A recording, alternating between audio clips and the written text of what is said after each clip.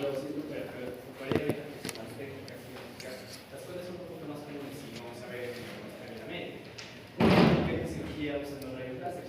En esta de acá se utiliza una luz de alta intensidad para cortar, vaporizar o coagular algunos tejidos. Incluso igual, si hay una mecanismo en algún vaso, se puede utilizar como un tipo de láser igual. Incluso se puede hacer, con esta cirugía se pueden hacer algunas cirugías de ojo, que son un poquito más precisas. Después las cirugías abiertas o convencionales, en las cuales aquí de ser vamos a empezar a abrir, vamos a empezar a abrir el tejido. Puede ser en qué, una cesárea o una vasectomía.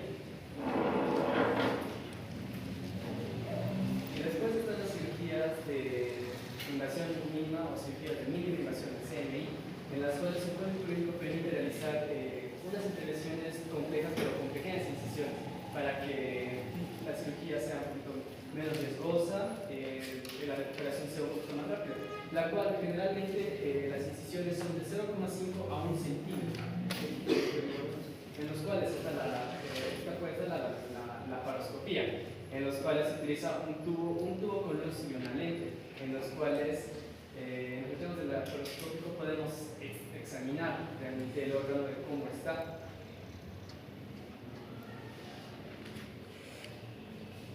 Después está la endoscopía, en la cual vamos a utilizar un tubo flexible, el cual lo vamos a meter por un tracto, digamos, ya sea digestivo o en el cual vamos a revisar la coagulación que tiene dentro del interior del tracto digestivo. Después estamos con las complicaciones intraoperatorias, las cuales están aquí uno, que es la hemorragia. La hemorragia, una hemorragia excesiva durante la operación, lo cual, ¿qué se debe hacer? Se debe hacer una hemostasia local y eficaz, en lo cual puede ser porque el cirujano no conoce la anatomía o las prácticas de malas ligaduras puede ocasionar una hemorragia, después con complicaciones por confusión.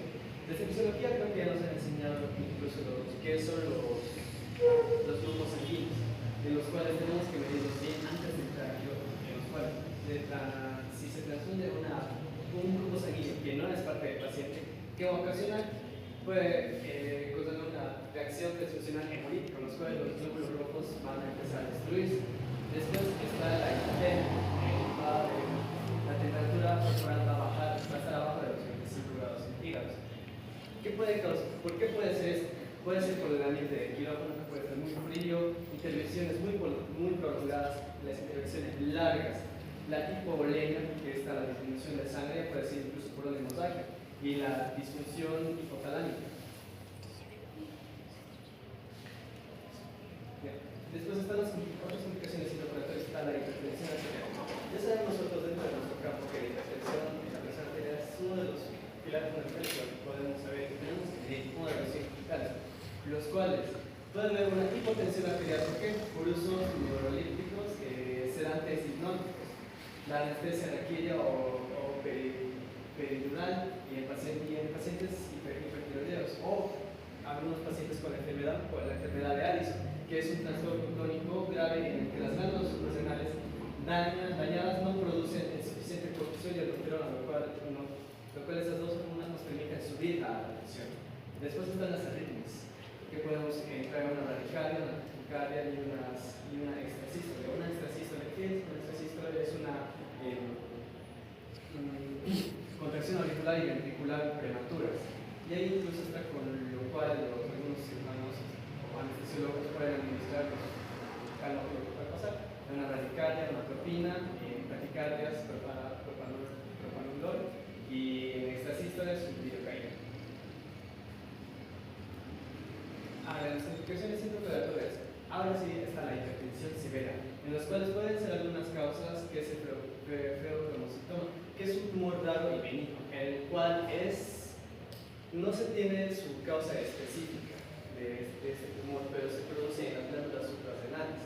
Especialmente va a producir aumento de las catecolaminas, que es una adrenalina, los cuales van a subir la hipertensión. Como les dije, no tiene una etiología así tan comprobada, pero más que todo nos dicen que es por herencia. Después, cirugía carótidas, en las cuales podemos estimular al cuerpo carotídeo, que ya sabemos en qué parte está del cuello, en la cirugía aortoabdominal en una aneurisma. Después la hiperhidratación. Después estas complicaciones dramáticas como puede ser el paro cardíaco, paro respiratorio y los desastres, en los cuales está la hemorragia masiva, la hipertensión maligna. Hasta acá no sé si hay alguna pregunta de parte de ustedes. ¿Qué les ha llamado la atención de la intraoperatoria? ¿Complicaciones? Es importante no manejar algunos conceptos que ustedes no han mencionado. Háblalo de eso. ¿Sabes? ¿No? Algo así. Es fundamental ya manejar técnicos, o sea, palabras técnicas desde acá. Y esa parte porque solamente han dejado pasar, ¿no? Superficialmente. Por ejemplo, si operas ovarios, ¿qué llamarías? ¿Cómo se llama la técnica? Estamos hablando ya de técnicas. ¿Qué van a operar? ¿Qué van a estar a operar? Vamos a sacar los ovarios, no le vas a decir. ¿Qué le dirías? ¿Qué te llamas? Heidi. Por ejemplo, eso puede ser muy interesante porque estamos hablando de intraoperatorio. Terminología, pero muy vagamente. Por ejemplo, a ver, si vamos a operar colon, ¿qué llamarías?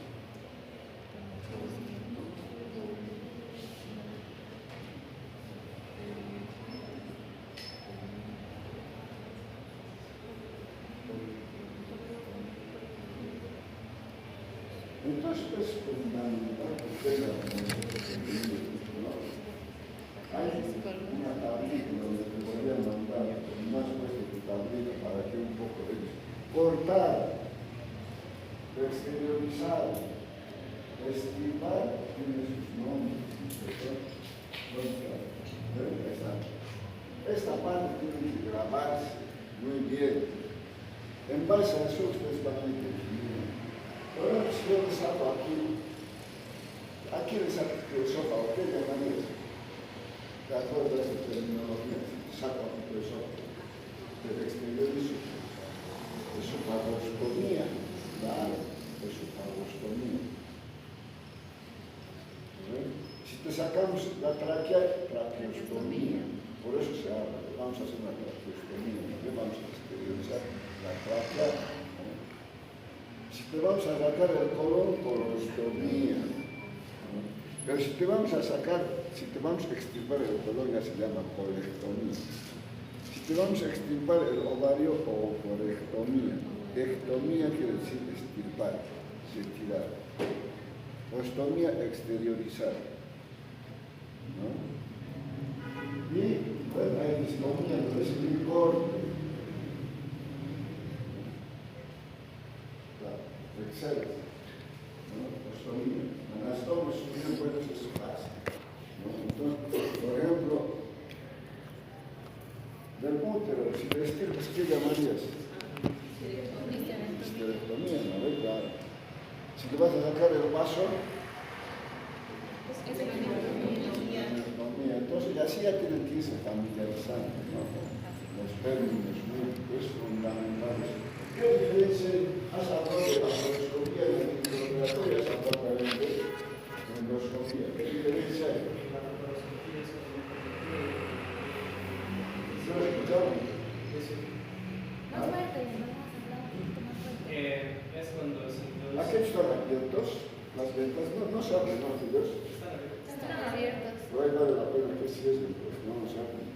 Por lo menos no, tus compañeros no te van a escuchar. Es fundamental la presentación. ¿Alguien me escucharon o no? Sí. ¿Me escuchan? Aunque ustedes no son, después de haber gritado las agresiones, mentira. Entonces, es importante, ¿no? Hasta la presentación. No creo. Entonces, tienes que entender lo siguiente, lo que estás hablando, tus compañeros, ¿no? ¿Qué diferencia entre la laparoscopía, que es las técnicas que nosotros en el intraoperatorio, cirugía abierta, hablar cirugía laparoscópica, hablar, ¿no veo o no? Cirugía mínimamente invasivo, has hablado de láser, ¿no? Hoy en día la tecnología nos ofrece todo, ¿no? Solamente falta que apliquemos nosotros, pero para aplicar tenemos que tener conocimiento, y eso se adquiere estudiando, ¿no? Viniendo aquí a clases, aprendiendo con el profesor, aprendiendo entre nosotros, ¿no? La laparoscopía, ¿no? Entonces es fundamental, la laparoscopía y la endoscopía, ¿no? Entonces es fundamental que definamos. Antes utilizábamos, por ejemplo, para hacer exploraciones del tubo digestivo generalmente, o de los órganos huecos, la endoscopía, ¿no? Y si vos revisarías a través de un estudio de la nariz o del oído, ¿qué llamarías?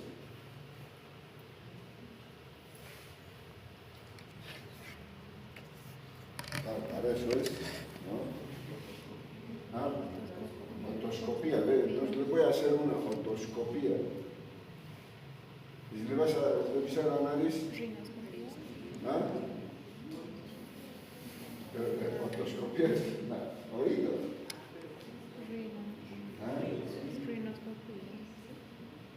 ¿Qué llamarían? Entonces, para eso son estos estudios.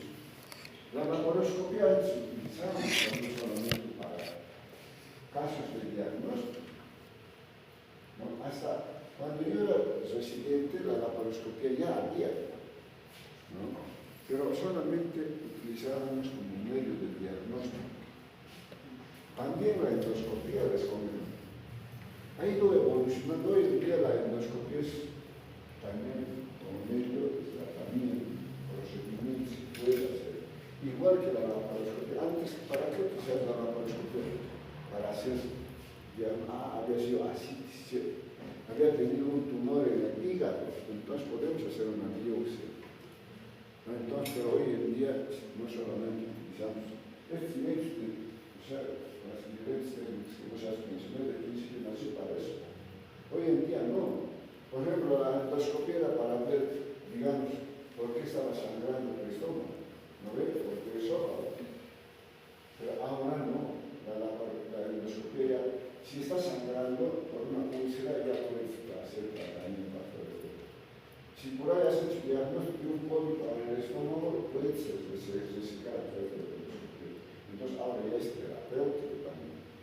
Hoy en día no, pues también la laparoscopia avanzaba y antes ahora extirpamos, hacemos ectomía de muchos órganos a través de la laparoscopia, ¿no? La cirugía mínimamente invasiva, claro, apareció frente a las laparotomías amplias que se hacían antes, ¿no? Apareció la cirugía mínimamente invasiva, lo que ha hablado su compañero. Entonces, heridas pequeñas, ¿no? Y por ahí, claro, había instrumental especial para que vos puedas abordar, ¿no? Y extirpar algún órgano. Pero yo creo que eso ha pasado muy rápido de moda. ¿Por qué? Porque imagínate. Entonces, eso ha suplido la cirugía laparoscópica, ha ido supliendo a la cirugía mínimamente invasiva, ¿no? Hoy en día no, pues. No. Pero aún así seguimos, o sea, los que han ido a la última cirugía hemos tratado, había un cálculo en el colegio. Bueno, de principio lo hemos programado por la laparoscopía, ¿no? Pero después, bueno, no se ha podido. Hemos tenido que abrir, ¿no? Y esa incisión que hemos hecho un abordaje con cirugía convencional, eso se llama incisión de Kocher.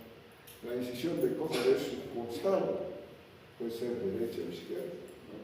Entonces hemos hecho un abordaje, por ahí hemos hecho con la geografía intraoperatoria, ha venido el equipo de rayos X, eso se llama ARC-NC, ¿no? Entonces algunas veces es difícil encontrar el cálculo que esté en ese conducto. Hemos tenido algunas dificultades, pero lo importante es lograr, ¿no? Claro, lleva más horas, más tiempo. No está casi una hora por la laparoscopia intentando, no se va a poder ver. Ahí es importante la toma de decisiones jóvenes, ¿no? Entonces, para eso nos preparamos, para que en algún momento diga, bueno, acá hay un líder en el equipo, no podemos seguir exponiendo a un paciente, ¿no? Si 2 horas, 3 horas, no. Tenemos que tomar decisiones rápidas, ¿no? El cirujano es así. Aunque en el equipo hay otro cirujano, generalmente hay otros cirujanos más jóvenes, ¿no? Ya, bueno, pero hay un líder que dice, bueno, trae, retira todo, vamos a abrir, vamos a cortar, vamos a través de la cirugía convencional. Entonces, lo que queremos es no exponer muchos pacientes. Claro, hay pacientes, del gastro incluso ese paciente ya se ha ido a alguno. No sé, tienen hecho punción percutánea, los poros andaban. Pero bueno, lo importante es que ese día hemos resuelto, ese paciente ya está en su casa. Es comprende una parte de la técnica. Pero ¿qué hemos hecho? Por ejemplo, hemos exteriorizado. ¿Ven? Por ejemplo, a eso quiero llegar. A los que han ido a la cirugía más o menos se van a dar cuenta. Hemos exteriorizado el coledo al exterior a través de una sonda T, que también se llama sonda Q. Hemos dejado un tubito ahí en ese conducto. Ahí hemos dejado de 20 días, vamos a retirar ese, siempre y cuando, porque también hay alta sospecha de que ese paciente está cursando con una neoplasia, un cáncer de vesícula, ¿no? Entonces, si es cáncer de vesícula, es probable que ese tubo que no hemos exteriorizado, que se llama coledocotomía, hemos hecho. Entonces, no lo volvamos a retirar mientras viva ese paciente. El pronóstico es malo cuando hay cáncer de vesícula, más o menos sobrevida de 6 meses, ¿no? Claro, todos los estudios preoperatorios dan para eso también, porque su fosfatasa alcalina. ¿Cuánto es la fosfatasa alcalina normal? ¿Qué te llamas? Ariel, Boyer, ¿no? ¿Cuánto es la fosfatasa alcalina? ¿No te acuerdas? ¿Ah? Se dan cuenta que es fundamental saber todas esas cosas para que uno dice ya, dentro de la estrategia se parece cáncer, ¿no? Claro, entonces uno ya, ¿hasta cuánto es la fosfatasa? Laboratorio han avanzado ya, ¿no? Pues, ¿ah?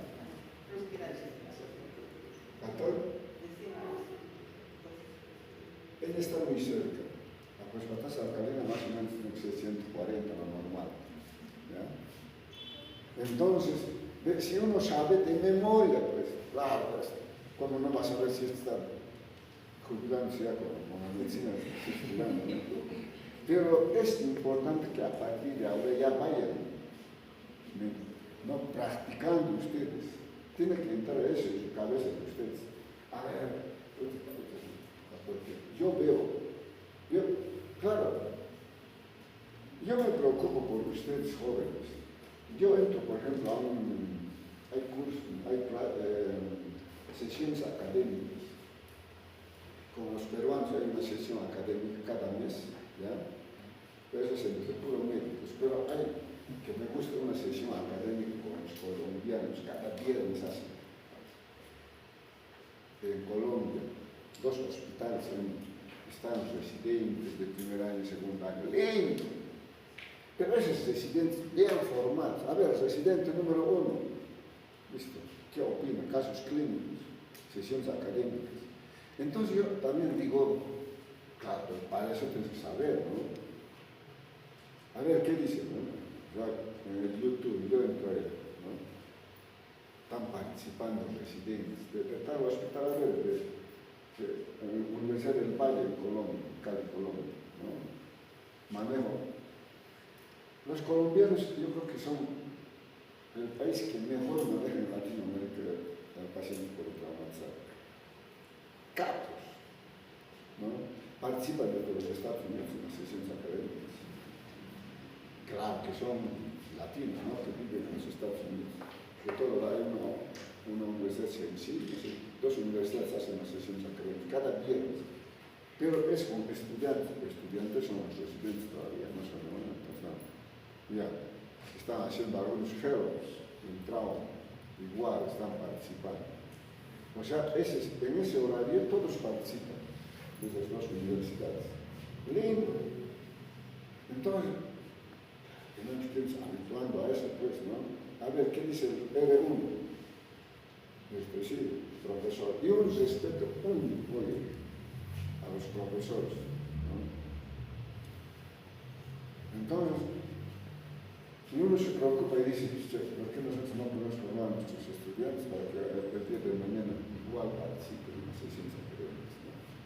Todos los viernes, algunas veces no puedo entrar, pero en las noches, los sábados, domingos, al faltar tiempo, porque están grabadas las sesiones académicas. Entonces me meto ahí, les hago seguimiento a los colombianos, capos en trabajo, ¿no? Los peruanos también están a la altura de nosotros, aunque yo digo que los peruanos son mejor que nosotros, chicos, ¿no? Ellos están ya con la cirugía robótica. Nosotros en Bolivia ni un robot tenemos, pero ya tenemos sus robots que ya están operando con robots. Por ejemplo, a mí, recién el 19 de este mes, sesión de cáncer de recto. El doctor Luis Chiroque ha dado bueno, Chiroque a mí me conoció a nivel de, ¿no? El doctor Chiroque. Y resulta que no, pues el día del tarde ya no he podido entrar, en la noche a las hora peruana a las 9 de la noche. Yo voy a mi casa, entonces trato de entrar, ¿no? A las sesiones mensuales, ¿no? Y bueno, no he podido porque era día del padre, no tenía que hacer alguna actividad. Ayer he visto, tenía que entrar a casa de ese lindo, ¿no? Ay, ¿verdad? ¿Qué es lo que hablan de todo lo que hacen pues, en el Washington, ¿no? Entonces, lindo. Así, uno, si tiene interés, ¿no ve? Tienen, ¿no? Entonces, ¿qué tienen que hacer ustedes? En lo posible ir a los hospitales. En serio. En el momento que tengan que vaya, hay visitas Santa Bárbara, Caja Nacional, vaya. Siempre van. A ver cuándo recibo los votos al ya sabes, ¿no ve? 600 de fosfatas al no, puede ser un cáncer. Claro. Porque esa paciente que hemos operado tenía más de 600. ¿Quién se ha ido a la cirugía de la UNI? ¿Está bien? ¿Vos? Tenía más de 600. Yo ya sabía más o menos que probablemente existe un cáncer. Claro. Su estado general del paciente, por ejemplo, también era un paciente flaquita, ¿no? Claro. Entonces uno dice, nada, parece estudiar. Pero gracias a Dios hemos logrado resolver. Y esa paciente ya se ha ido a su casa, ¿no? El intraoperatorio, o sea, para nosotros el preoperatorio, el intraoperatorio, el postoperatorio es importantísimo. Algunas veces, claro, algunas veces uno dice el intraoperatorio que es pues, a veces el protocolo quirúrgico, ¿no ve? El protocolo que hemos hecho, ¿no ve? La residente estaba anotando ejemplo. Ficha, este es el protocolo que no es tan fácil. Ahora incluso no están viendo la parte fisiopatológica, no están explicando, que tal vez yo dé al final eso.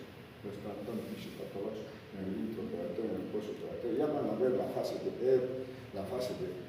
O sea, una serie de problemas, ¿no? Desde los trastornos, digamos, hemodinámicos, tésicos. Ni qué decir, digamos, la fase del cortisol, todo eso se dispara, ¿no? Ni qué decir del pH, ¿no? Los gases en sangre se alteran los electrolitos, todo no va a ser operar por operar, fácil bajar aquí, separar aquí, no, la parte metabólica es fundamental, la parte circulatoria, la parte trastornos renales, trastornos circulatorios, trastornos pulmonares. No ves si hablamos de gases en sangre, estamos hablando, no ves, estamos hablando de la hormona antidiurética, se está hablando de trastornos, ¿no? Claro. Entonces, complejo la cosa de un paciente que se opera, ¿no?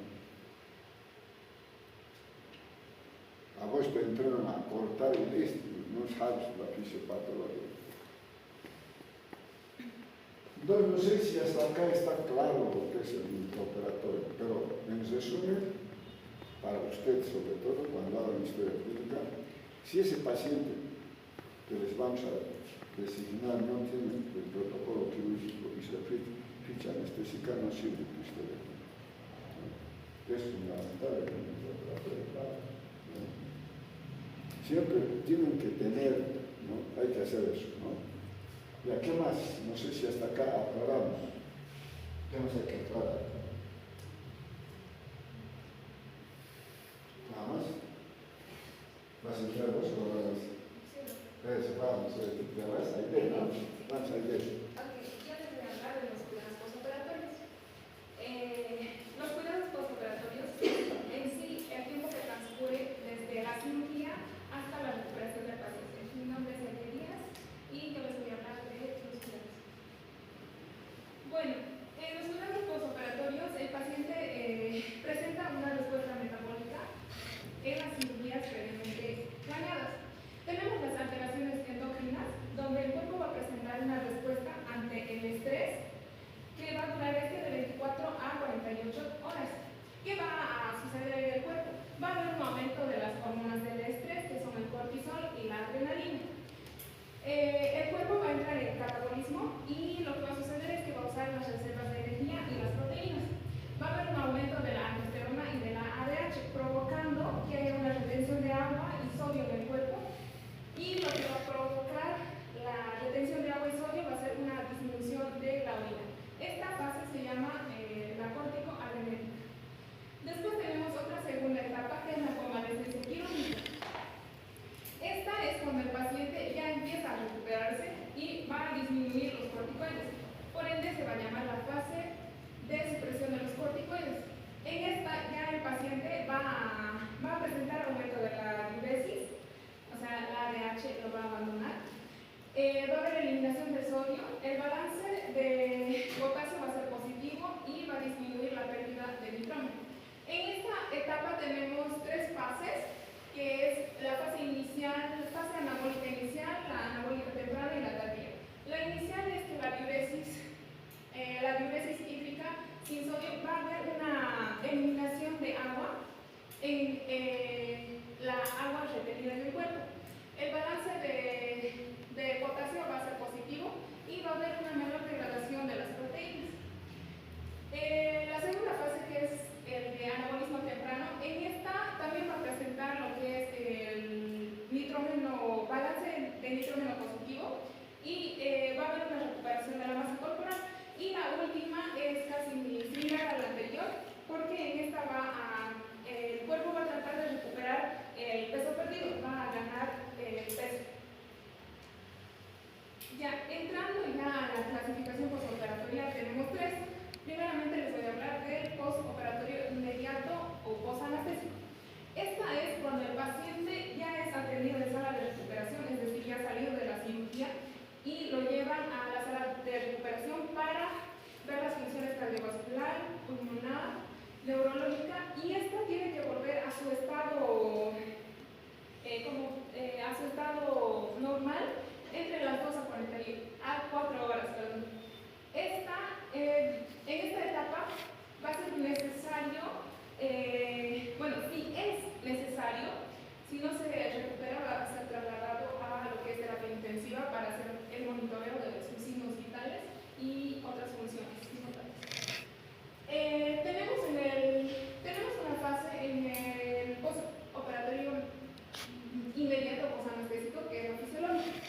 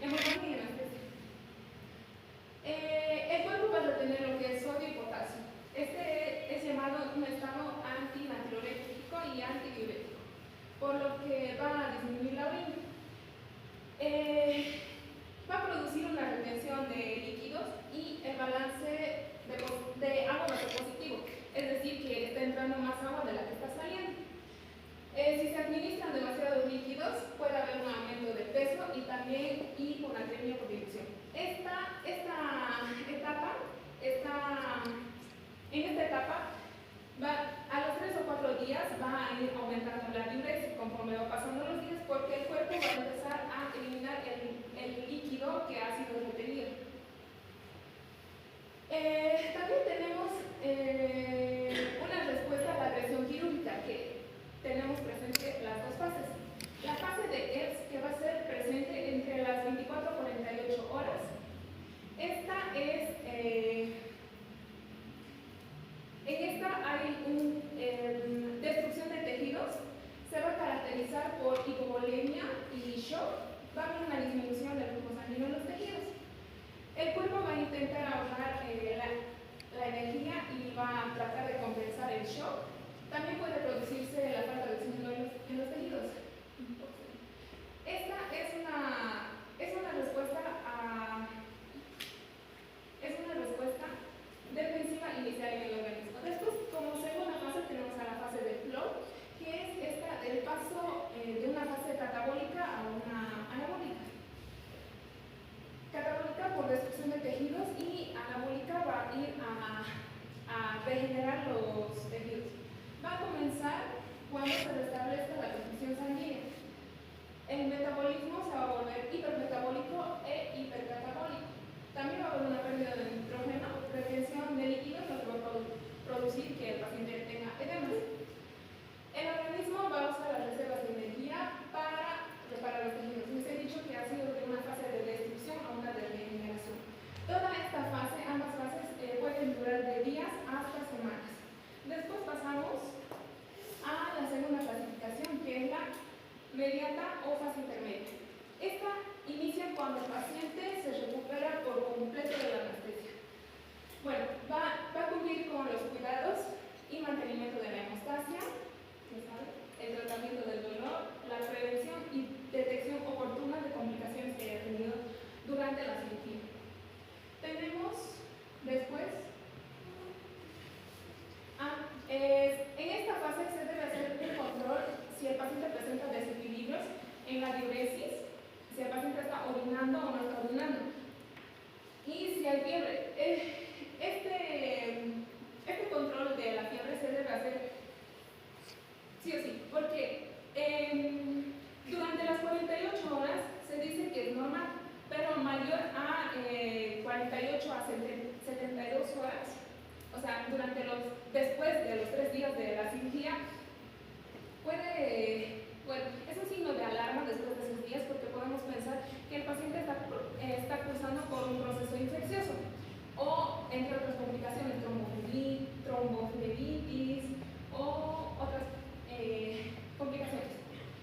También se debe hacer un control en las alteraciones hidroelectrolíticas y el comienzo de la función intestinal, dependiendo de la cirugía.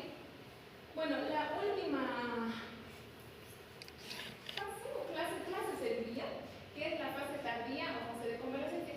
Este es el momento cuando el paciente es dado de alta hospitalaria hasta la recuperación completa del proceso quirúrgico.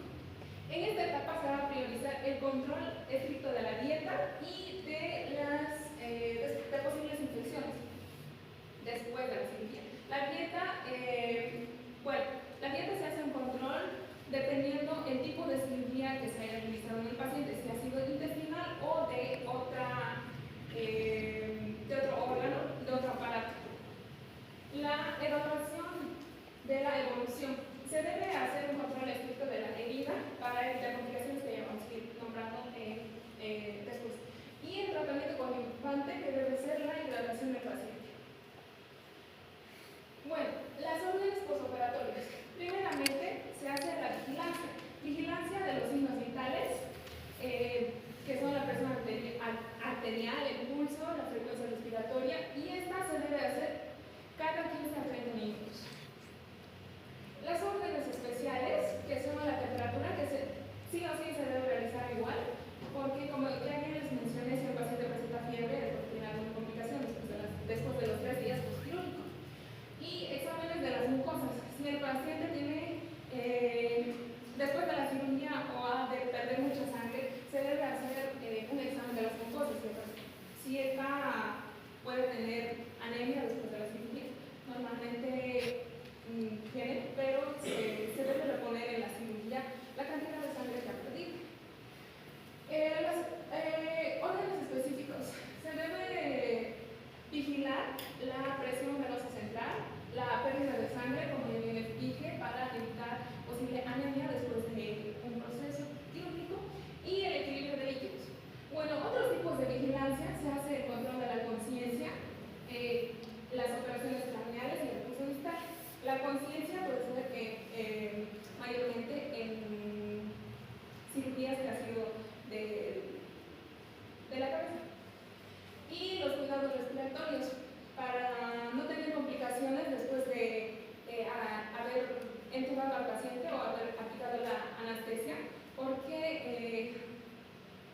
Bueno, si bien saben, la anestesia es la que, bueno, cuando se aplica anestesia, el paciente deja de respirar voluntariamente porque sí, deja de respirar voluntariamente y es entubado para que le, ¿qué se dice? Para que tenga una respuesta, no, una respiración mecánica. Sí, eso. Bueno, como sé, tenemos, bueno, esta debe ser importante, también la administración de líquidos y electrolitos. Yo les voy a explicar esto, bueno, les voy a leer. Y aquí vamos a hacer, bueno, vigilancia del balance necesario, las pérdidas importantes, la administración de líquidos y el soporte nutricional. El balance se debe considerar las necesidades diarias básicas, que son aproximadamente entre 2.400 ml al día para un adulto, y las pérdidas adicionales. O sea, aquí vamos a ver las pérdidas que ha tenido el paciente. Sí, las pérdidas importantes, pero incluyen la sangre que ha perdido, los fluidos durante la cirugía, que tienen un estimado de 500 ml a la hora, y por drenajes, las sondas, fístulas. En estas pérdidas importantes vamos a ver la sangre que ha perdido, la cantidad de sangre y por drenajes, fluidos. Después, ya viendo las pérdidas, le hacemos la administración. En estas se usan soluciones intravenosas para reponer el agua perdida. El cálculo del goteo se hace con métodos como la regla del 7. El soporte nutricional, además de los líquidos y las sales, se pueden incorporar aminoácidos, lípidos, vitamina D y C para favorecer la recuperación de la energía. Después tenemos el tubo de drenaje, bueno, vigilancia del tubo de drenaje, para ver si el paciente está drenando y evitar acumulaciones en lo que es la región. Bueno, no me sé bien, porque no he entrado en el micrófono. He visto que le ponen tubos de drenaje cuando hacen una cirugía en la cavidad abdominal y evitar la acumulación de líquido en la región realizada la cirugía. Bueno, los tubos de drenaje, como por ejemplo Kiev, Penrose, Dilaminar y entre otros. Bueno, los fármacos se usan los beta bloqueantes, la bomba de protones, el uso de anticoagulantes para manejar el dolor y también otros antibióticos. Bueno, los exámenes no miren la H en los exámenes de laboratorio. Esta se hace una vigilancia para evitar las complicaciones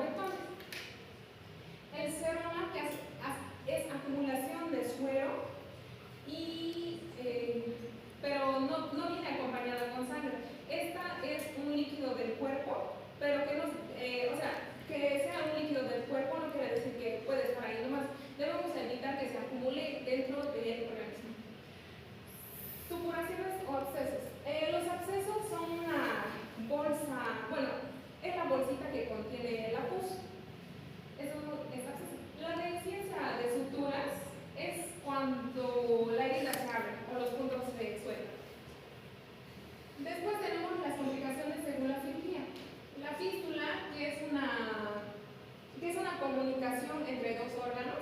Por ejemplo, esta es una quiste. Los abscesos, como ya les dije, es una bolsa de pus. El hemoperitoneo, ¿qué es hemo? Sangre, peritoneo, abdomen. Es la acumulación de sangre en el abdomen. Sí. El hilo paralítico. Ya saben que es hilo. Y paralítico es cuando no hay movilidad del intestino. El olitoma o olitoma es el objeto olvidado en la cirugía. Ya sean gasas, bueno, mayormente gasas, no se puede olvidar una tijera o algo, ¿no? Entonces, esos son olitomas. Las complicaciones generales tenemos las respiratorias, cardíacas y las digestivas. En respiratorias tenemos como la atelectasia, broncoaspiración, neumonía, embolia pulmonar. Y en las cardíacas como arritmias, infartos y hipotensión. En las digestivas, como ya mencioné, hilo paralítico, obstrucción y adherencias.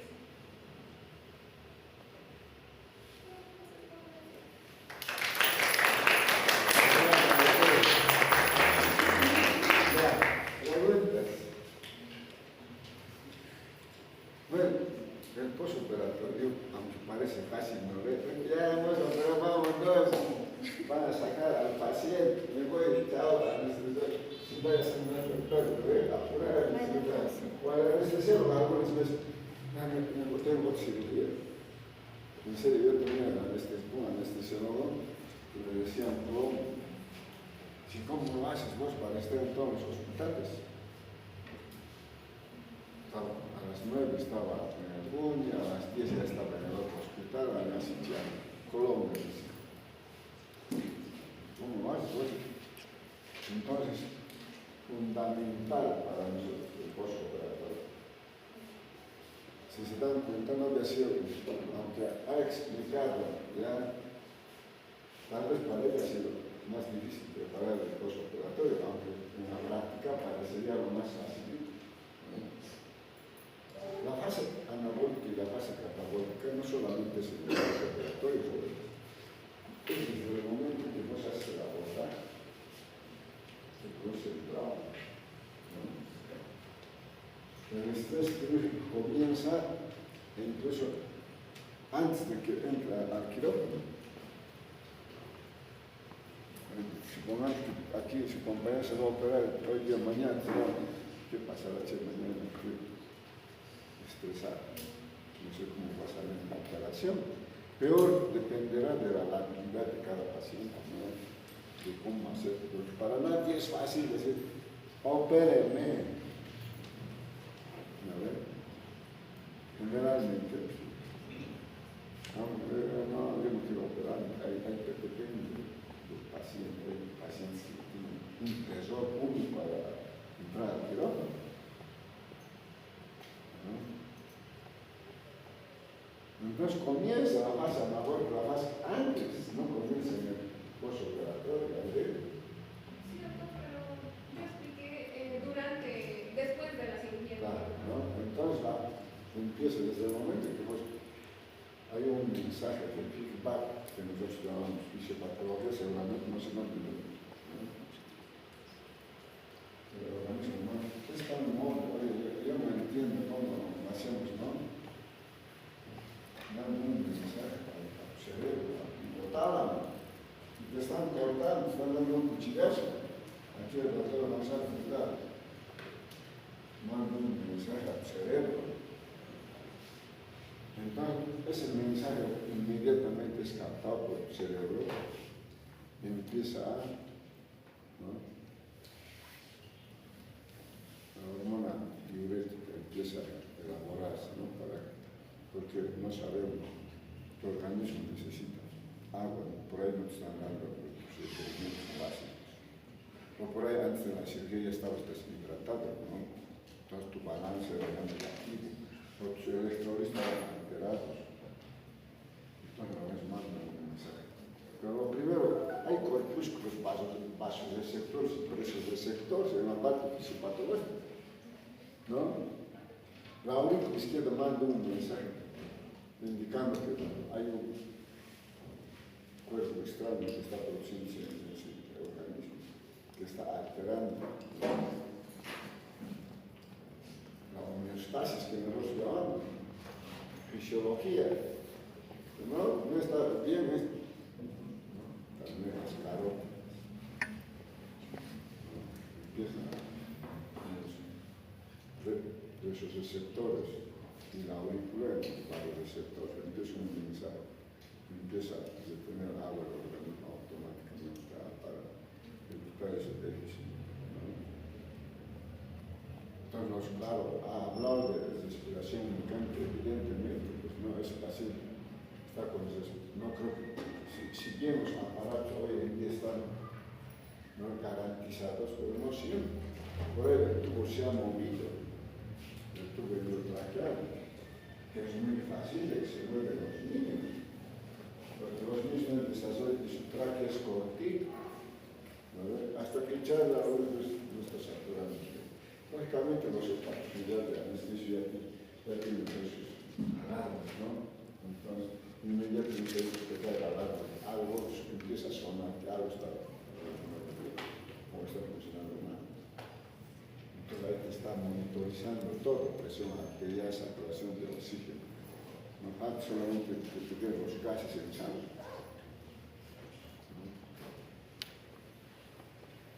Entonces, ¿cuánto dura el postoperatorio? Ahí digo, ya has hablado.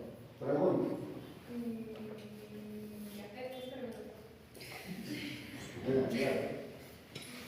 ¿Cuánto dura? Has hablado del postoperatorio. ¿Cuánto dura el postoperatorio? Dependiendo. Dependiendo de qué.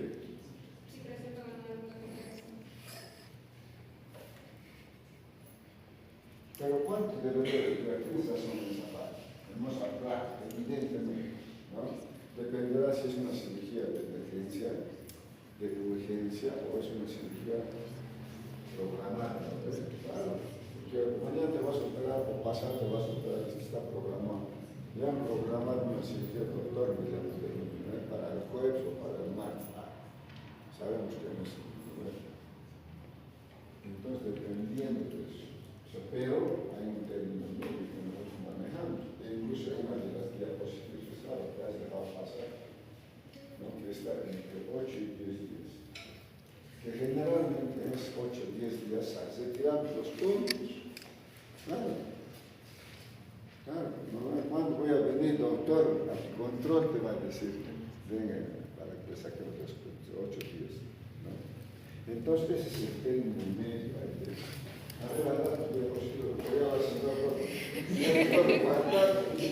a las 12, doctor. Y a las 12. Bien, ¿cuánto ya está?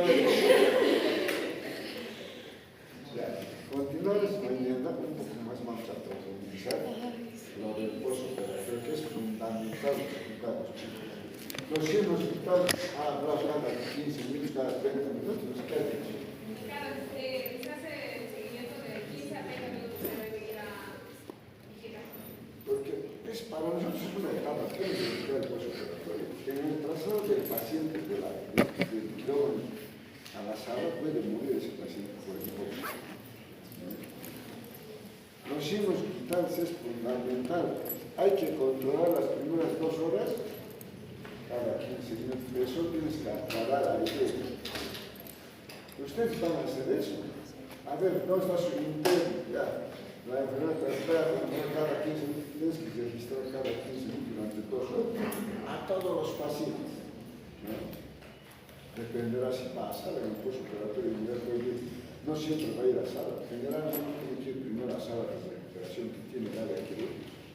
Una vez que se recupere todo, se nos va a ayudar su problema si el paciente en estado de todo, recién pasa a sala. Como algunas veces es un paciente delicado, tiene que esperar y va a ir a terapia intensiva. Ahí es donde se decide dónde va a pasar ese paciente, si va a ir a sala de recuperación, si directamente va a salir a su sala, a su unidad, o va a ir a terapia intensiva. Esa etapa es crucial, ¿no? Por ahí justo no le desactivamos, para eso es el anestesiólogo, ¿no? Por ahí justo así son hipoxia, son edemas de golpes, todos los daños no son. Entonces es fundamental estudiar los postoperatorios. Y quiere decir de la fase anabólica, que habla de la EP, de la flow, terrible. Mañana hablaremos, completaremos esa parte, ¿no ven? Yo voy a, además vamos a discutir varias